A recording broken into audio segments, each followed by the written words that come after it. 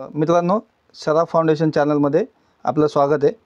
आज आपण एक मॅथ्सचा क्वेश्चन बघणार आहोत आणि ते क्वेश्चन कसा टाइप आहे, square root by prime factors method.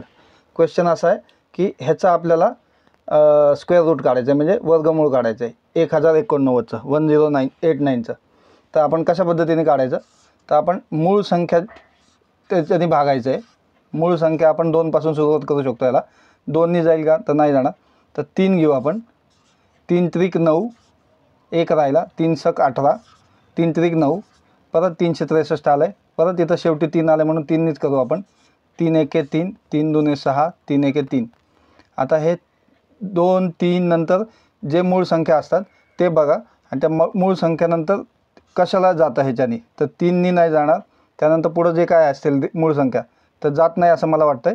तर डायरेक्टली आपण काय करायचं, 11 घेऊ आणि 11चा वर्ग 121 आहे।